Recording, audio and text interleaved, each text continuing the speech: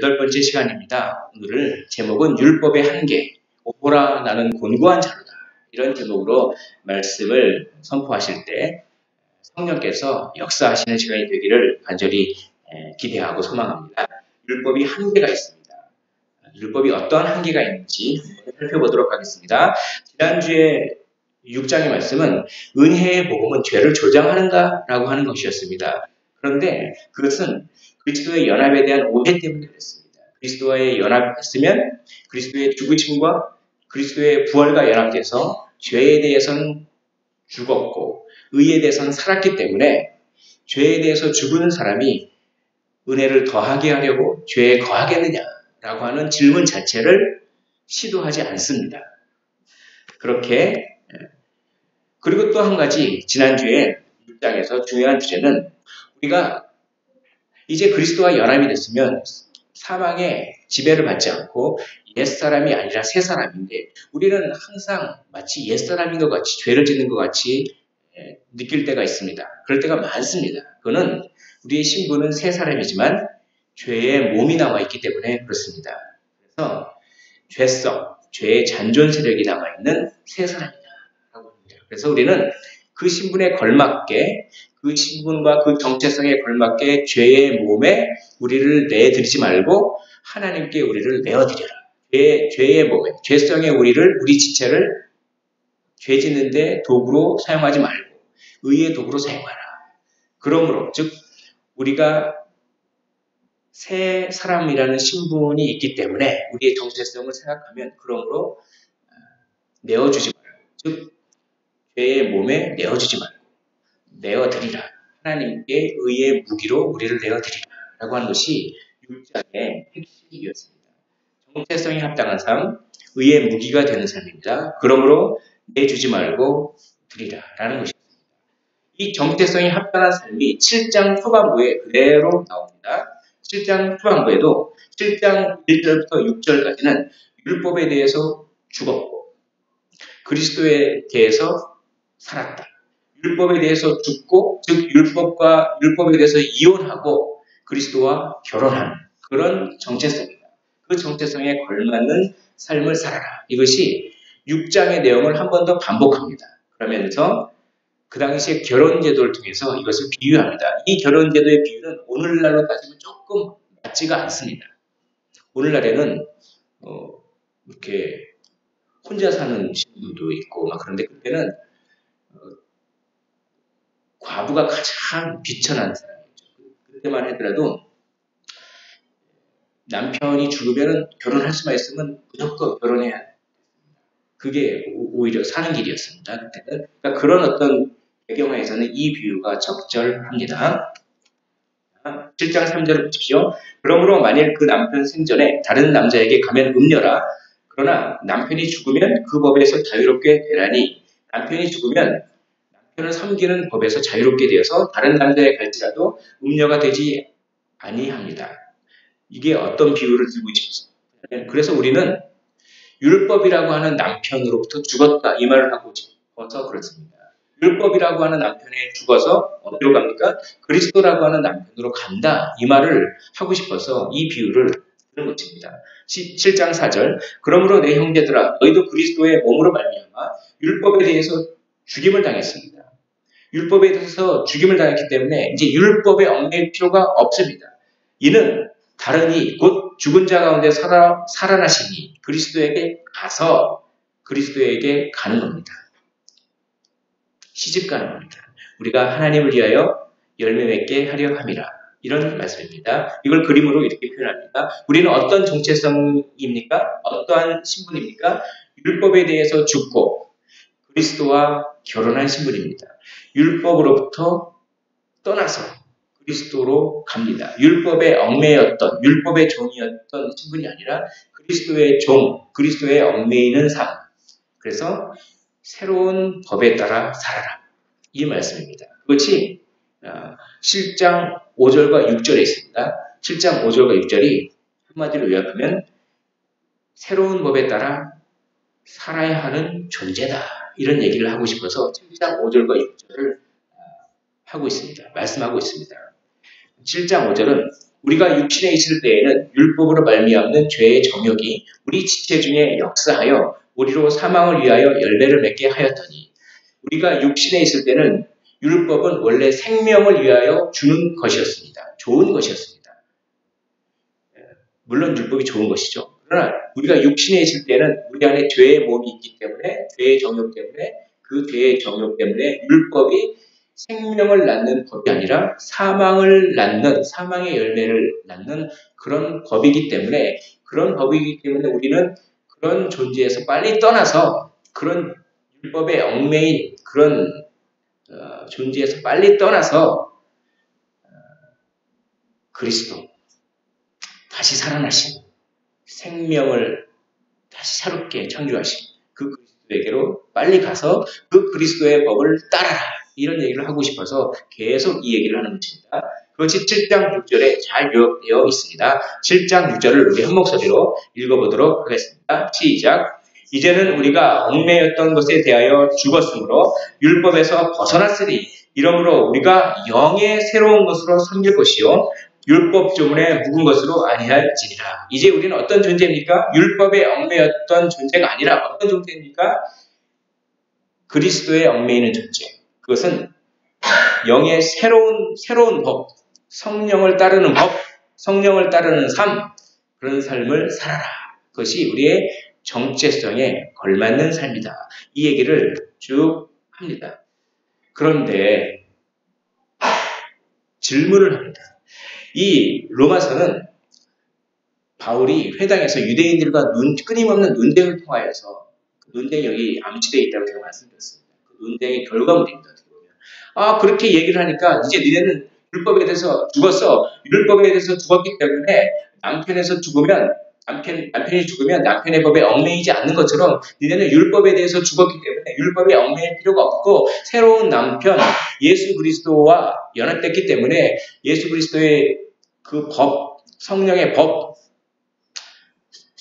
영의 새로운 것을 너희는 섬겨야 된다. 이렇게 얘기하니까 그 유대인들은 왜 율법에 대해서 죽어야 하지? 이렇게 물어보는 것입니다. 왜냐하면 유대인들에게 있어서 율법은 생명과도 같은 것이었기 때문에 율법은 선한 것이고 하나님이 신의 산에서 직접 강림하셔서 율법을 주셨는데 왜 율법에 대해서 왜 죽어야 되는데 그 좋은 거를 왜 죽어야 되는데 라고 따져 물었던 것입니다. 율법이 악한 거야? 율법이 악한 건데 왜 하나님이 율법을 주셨는가? 이렇게 따져 물었던 것입니다. 너는 지금 율법에 대해서 죽으라고 하잖아. 그러면 율법이 악한 것인가? 율법이 악한 것인데 왜 하나님은 신의 산에서 율법을 주셨는가? 이런 질문을 했던 것 같습니다. 그러니까 바울이 이에 대해서 대답한 내용이 이제 율법은 악한 것인가에 대한 대답이 7장 7절부터 12절에 나와 있습니다. 7장 7절 그런즉 우리가 무슨 말을 하리요? 율법이 되냐? 그럴 수 없느니라. 율법이 악한 것이 아닙니다. 율법으로 말미암지 않고는 내가 죄를 알지 못하였나니 곧 율법이 탐내지 말라 하지 아니하였더라면 내가 탐심을 알지 못하였으리라. 그러니까 율법은 선한 것이야. 악한 것이 아니야. 율법은 죄를 알려줘. 율법이 아니었으면 탐심이 죄라는 것을 알 수가 없었기 때문에 율법은 그런 의미에서 여전히 선한 기능을 하는 것이다 라고 하는 그런 논리를 핍니다. 그 논리를 쭉 강조하기 위해서 7장 8절과 7장 11절이 아주 대칭 구조로 동일한 말을 반복하면서 그걸 강조합니다. 7장 8절에 죄가 기회를 타서 7장 11절에도 죄가 기회를 타서 계명으로 말미암아 탐심을 이루었나니 나를 속이고 나를 죽였느니라. 계명은 선한 것이고 죄를 알려주는 것인데 즉 율법은 선한 것인데 무엇 때문에 죄라고 하는 것이 기회를 타서 그 계명을 이용해 먹어서 나에게 탐심을 불러일으키고 나를 사망으로 이끄는 것은 죄지 그것은 율법이 아니다. 율법은 그래서 선한 것이다. 이런 논리를 피는 것입니다. 그것이 7장 10절에 잘 요약되어 있습니다. 7장 10절을 제가 읽어보겠습니다. 생명에 이르게 할 그 계명이 내게 대하여 도리어 사망에 이르게 하는 것이 되었도다. 생명에 이르게 할 그 계명, 율법은 그 자체에 선한데 죄 때문에 그것이 도리어 사망에 이르게 하는 것이 되었다. 그러나 율법 그 자체는 선하다라는 그런 말씀입니다. 그러자 유대인들이 그것이 이제 7장 12절이죠. 이로 보건대 율법은 거룩하고 계명도 거룩하고 의로우며 선하도다. 그러자 그 유대인들이 물러서질 않습니다. 그들에게 있어서 율법을 지키지 말라고 하고 마치 그렇게 들렸기 때문에 믿음으로만 구원받는다 그렇게 하는 것이 그러면 좋다. 율법이 악하지 않다는 것은 내가 인정한다. 율법이 선한 것이라는 것은 인정한다. 그렇지만 율법도 어찌됐든 사망의 책임이 있지 않은가? 왜냐하면 어찌됐든 죄가 율법을 사용했기 때문에 율법도 사망의 일정 부분 책임이 있지 않은가? 그러면 율법은 선한 것은 율법은 악한 것은 아니지만 그렇다고 유익을 주는 것도 아니지 않는가? 이 말대로 하면 그런데 유익을 주지 않는 것을 어떻게 하나님이 우리에게 허락하셨어? 어떻게 우리에게 허락하실 수가 있는가?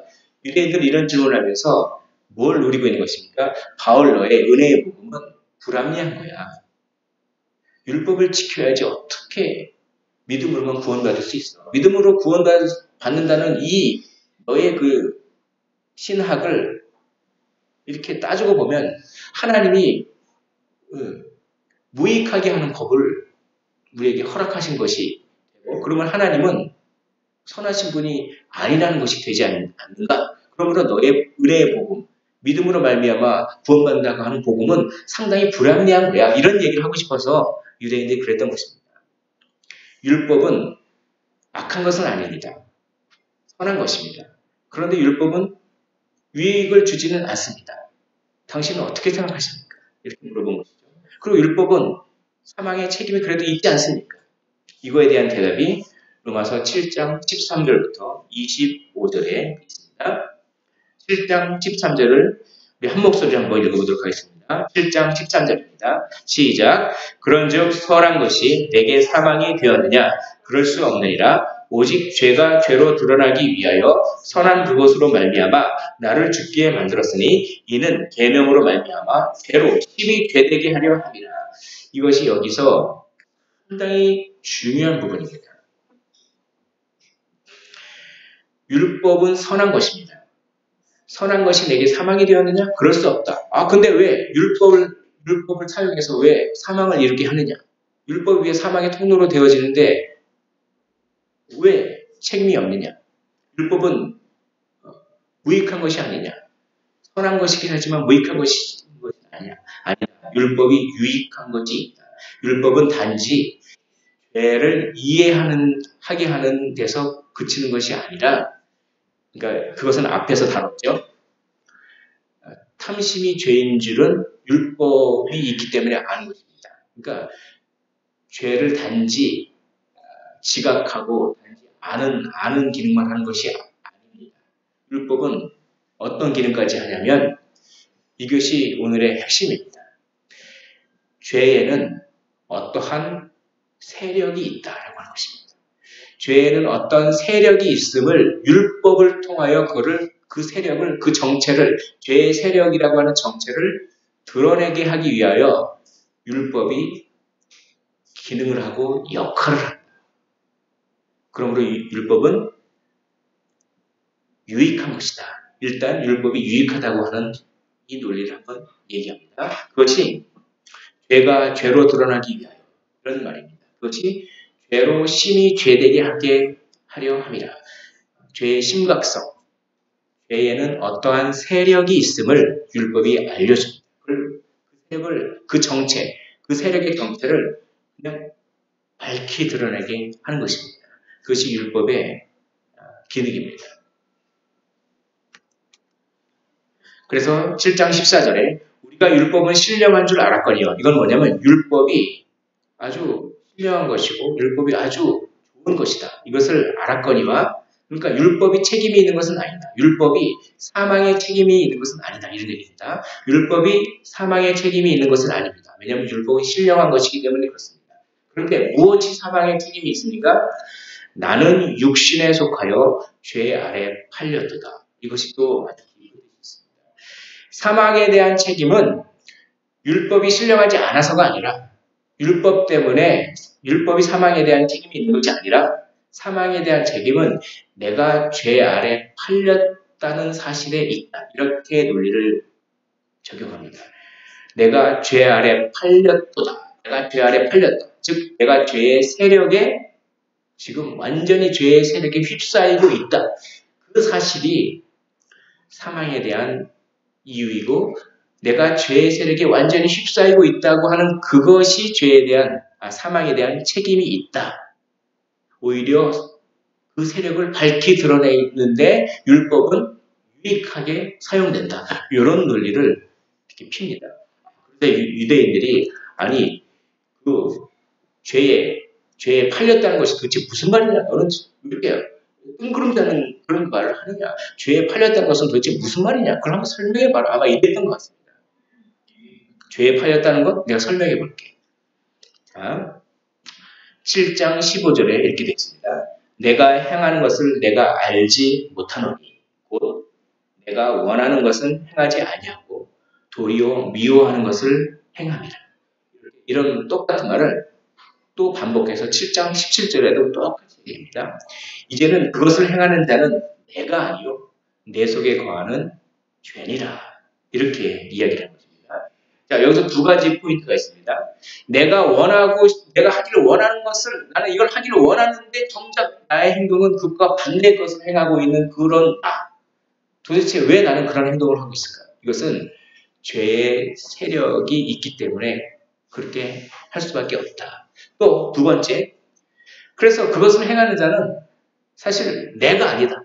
내 속에 거하는 죄의 세력이 그걸 그렇게 한다. 그걸 너희들이 실존적으로 느끼지 않냐. 이 두 가지 포인트를 반복합니다. 7장 15절과 17절에 있는 말씀을 7장 19절과 20절에도 똑같이 반복합니다. 자, 7장 19절을 같이 한번 읽어보겠습니다. 시작. 내가 원하는 바 선은 행하지 아니하고 도리어 원하지 아니하는 바 악을 행하는 것. 그렇습니다. 나는 이걸 원하는데 내가 원하지 아니하는 바 그걸 내가 행하고 있는 그런 나. 나는 왜 그걸 행하고 있을까? 나는 분명히 사랑하기를 원하는데 나의 마음의 원함은 사랑하는 건데 내가 하는 행동은 미워하고 있는 그런 나. 도대체 왜? 두 번째, 7장 20절도 한번 읽어보도록 하겠습니다. 시작. 만일 내가 원하지 아니하는 그것을 하면 이를 행하는 자는 내가 아니요 내 속에 거하는 죄니라. 예, 이것이 7장 19절과 20절에 원하는 바 원하지 않는 바 내가 아니요 내 속에 거하는 죄. 이 두 가지 포인트가 다시 한번 앞으로 가겠습니다. 7장 15절과 17절에 똑같이 나옵니다. 내가 원하는 것과 내가 미워하는 것. 내가 아니요 내 속에 거하는 죄. 이렇게. 이건 율법이 있기 때문에 죄의 어떠한 세력이 있고 그 세력이 그 힘으로 나를 원하지 않는 것으로 나를 끌고 가버리는 어떠한 세력, 그런 힘이 있음을 율법을 통해서 그 정체를 밝히 드러내주는 것입니다. 그러므로 율법은 유익합니다. 그리고 율법은 사망에 대한 책임이 있는 것이 아닙니다. 사망에 대한 책임은 죄의 세력. 내가 원하는 것을 도리어 하지 않게 하고 도리어 미워하게 하는 그 어떤 것. 참된 자아가 아니라 내 속에 거하는 죄된 자아. 조금 어려운 말은 그렇게 되겠죠. 내가 아니요. 참된 자아가 아니요. 내 속에 거하는 죄된 자아가 그렇게 한다. 그 죄된 자아, 그 죄의 세력으로 나는 어쩔 수 없이 내가 도리어 미워하는 짓을 그걸 하고 있는 그런 나. 죄의 세력을 밝히 드러내고 그것이야말로 사망의 책임이 있다. 이런 것입니다. 이 로마서 7장은 너무 어렵고 로마서 중에서도 가장 어려운 본문 중에 하나입니다. 그러나 가장 간단한 논리로 따지면 이렇습니다.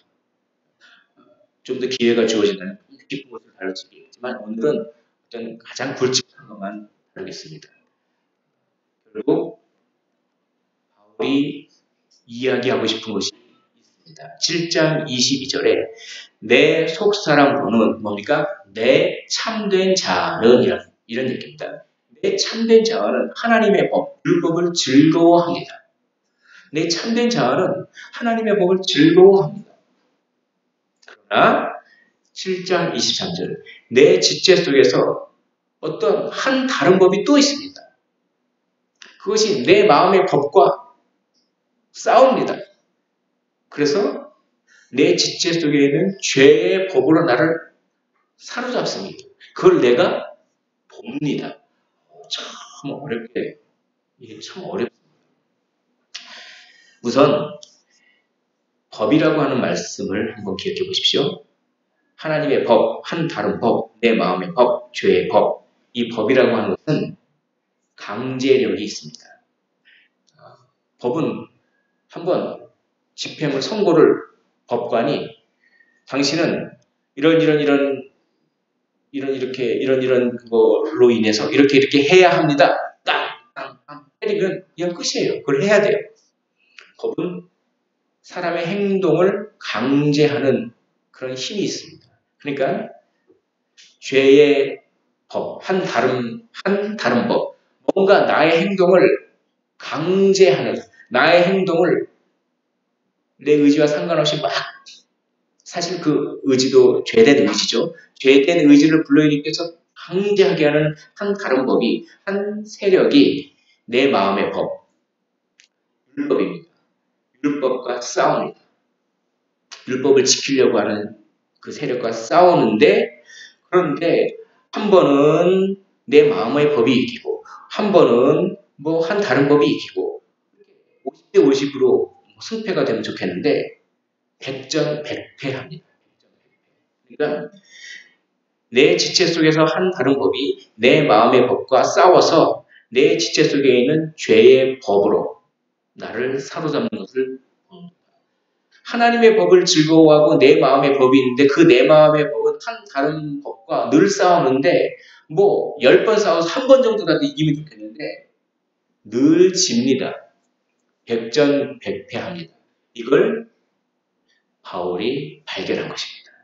이걸 바울이 발견하고 우리 안에 늘 패배하는 어떠한 시스템이 있다. 그것이 죄의 세력이다. 그것이 사망에 대한 책임이 있는 것이고 내가 죄 아래 팔렸다고 하는 것은 우리 안에 늘 백전백패하는 어떠한 것이 들어있는 그 상태. 그것이 내가 죄 아래 팔렸다. 그런 얘기고 그것이 사망에 대한 책임이 있는 것이지 율법은 사망에 대한 책임이 없다.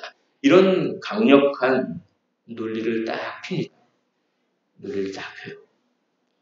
그러면서 바울이 여기서 죄의 세력, 우리 안에 항상 백전백패하게 하는 시스템이 있음을 발견하자마자 이제 바울이 탄식을 합니다. 이제 나는 진짜 불쌍한 존재구나. 나는 아무 희망이 없구나. 나는 아무 희망이 없구나. 늘 죄에 지는 시스템을 내 안에 갖고 있구나.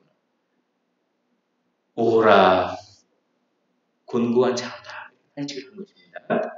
그것이 7장 24절입니다. 우리 7장 24절을 한번 한 목소리로 읽어보도록 하겠습니다. 시작. 오호라 나는 곤고한 사람이로다. 이 사망의 몸에서 누가 나를 건져내야. 이것입니다. 이 7장 24절의 말로 기독교의 핵심입니다. 이걸 경험한 사람만이 구원주의 필요성을 느낍니다. 그리고 그 구원주에게로 제발 저를 구원해 주십시오 라고 하는 SOS 요청을 하게 되고 그 구원주를 영접하는 것입니다. 오호라 나는 곤고한 사람이로다. 이 사망의 몸에서 누가 나를 건져내라라고 하는 그런 외침이 없다면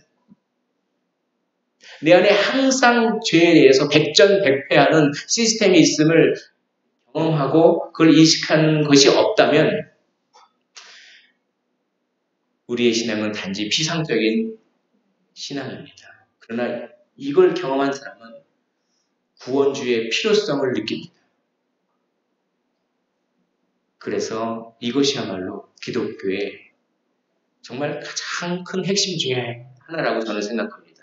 루터는 로마서 7장과 8장이 있으면 정말 다른 성경이 심지어 없을지라도 로마서 7장과 8장이 있으면 정말 상당히 채워질 것 같은 그런 뉘앙스로 이야기를 합니다. 그만큼 로마서 7장과 8장이 귀하다는 것이죠. 바로 오호라 나는 곤고한 사람이다. 이것을 경험해야 되기 때문입니다. 자, 이 곤고한 사람이라고 하는 것이 어떤 상태인지는 그 뒤에 있는 말을 통해서 우리가 알 수 있습니다. 자, 오호라 나는 곤고한 사람이로다 라고 한 다음에 그런 다음에 뭐라고 말씀합니까? 이 사망의 몸에서 누가 나를 건져내랴. 그러니까 이 곤고한 사람은 뭔가 빠져있는 사람입니다. 죄의 세력 안에 빠져있는 사람입니다. 그래서 스스로는 그 세력 안에서 벗어날 수 없는 그런 상태. 스스로의 힘으로는 그 항상 백전백패하는 시스템에서 스스로의 힘으로는 그 죄의 세력에서 스스로의 힘으로는 빠져나올 수 없는 상태. 누가 건져내줘야 되는 그 상태. 그것이 곤고한 사람의 상태입니다. 이것을 갑자기 물이 불어가지고 이 급류에 휩싸이는 어떤 그런 이미지가 떠올랐습니다. 이게 이제 어떤 뉴스에 있는데 미국에서 있는데 갑자기 캠핑을 하다가 갑자기 물이 불어나가지고 자동차에 있던 사람이 자동차가 떠내려가고 있었습니다. 근데 이 수압 때문에 문을 못 여는 겁니다. 문을 못 열어요. 꼼짝없이 죽을 수밖에 없습니다. 그러니까 이 급류라고 하는 죄의 세력에 스스로는 탈출할 수가 없습니다. 누가 건져줘야 됩니다. 근데 이제 구조대원이 와가지고 이 동영상을 보니까 여기 이 망치나 돌 같은 걸로 유리창을 딱 깨버립니다. 그래서 이렇게 빼내자마자 얼마 안 있다가 이 급류에 휩쓸려서 이 자동차가 낭떠러지로 떨어지는 그런 어떤 상황이었습니다. 그래서 결국 구조됩니다. 그래서 인터뷰하는 걸 보니까 저는 정말 죽는 줄 알았습니다. 차문이 열리지를 않고 이거 제 힘으로는 꼼짝달짝 하지 않고 이제 미국 어느 지역에서 있었던 것 같은데 그런 인터뷰를 제가 들었습니다. 바로 이런 상태입니다. 이것은 스스로는 도저히 이 세력에서 급류라고 하는 세력에서 도저히 이거는 스스로는 빠져나갈 수 없는 상태. 이것은 다른 어떤 존재가 능력이 탁월한 존재가 와서 꺼내줘야 되는 상태. 그 상태를 바울은 인정했던 것입니다. 그런데 그런 상태인데 그리스도가 우리를 위해서 그렇게 해주셨구나 라고 바울이 생각을 하는 것입니다. 그러면서 감사가 터져나옵니다. 율법이 한계 때문에 오히려 감사를 합니다. 율법이 한계가 있습니다. 율법은 죄의 죄됨, 즉 죄의 세력을 밝히 드러내는 유익한 것이긴 하지만 율법 자체가 우리를 구원을 해줄 수가 없습니다. 율법에 한계가 있기 때문에 오히려 감사합니다. 바로 7장 25절입니다. 우리 주 예수 그리스도로 말미암아 하나님께 감사하리로다.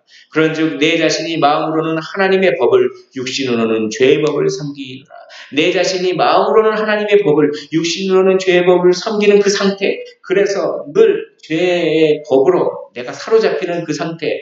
그런 오호라 나는 곤고한 자로다라고 하는 상태. 그 상태를 그대로 인정합니다. 그대로 인정하지만 감사합니다. 왜입니까? 우리 주 예수 그리스도로 말미암아 감사하는 것입니다. 나는 백전백패하는 시스템이 있다. 그럼에도 불구하고 우리 주 예수 그리스도로 말미암아 하나님께 감사합니다. 하나님 왜 백전백패하는 시스템을 저한테 주셨습니까? 그 시스템을 주셔놓고 뭔 율법을 지키려고 합니까? 막 이렇게 불평하는 것이 아니라 내 자신이 마음으로는 하나님의 법을 육신으로는 죄의 법을 섬기는 그 상태이지만 그럼에도 불구하고 감사는 주 예수 그리스도로 말미암아. 주 예수 그리스도는 복음이라고 제가 로마서 첫 번째 부분에 말씀드렸습니다. 복음으로 말미암아 감사하는 이 바울의 모습입니다. 바로 오라 나는 곤고한 자로다. 이것을 깨닫는 사람은 주 예수 그리스도께로 나아갈 수 있습니다. 복음을 향하여 나아갈 수 있는 것입니다. 이것이 7장의 위대한 선언이고 이것이 8장으로 넘어갑니다. 8장으로 넘어가면서 아주 이 생명의 성령의 법이 죄와 사망의 법에서 나를 해방하였다 하면서 8장으로 이렇게 넘어가는 디딤돌을 여기서 바울은 놓고 있습니다. 오호라 나는 곤고한 자로다. 내 안에 실패할 수밖에 없는 시스템이 있음을 깨달았을 때 어떻게 합니까? 오히려 그리스도에게로 나아가는 것입니다. 율법에 얽매였던 그 내가 율법에 대해서 죽고 그리스도에게로 결혼하는 것입니다. 그래서 영의 새로운 것, 성령의 법을 성령이 역사하시는 율법이죠. 율법이 아예 폐기되는 것이 아니라 우리 힘으로 지키는 율법이 아니라 성령이 역사하심으로 지키는 그 율법, 그걸 말하는 것입니다. 동일한 율법이라도 그런 영의 새로운 것으로 나아간다. 그리스도께로 나아간다.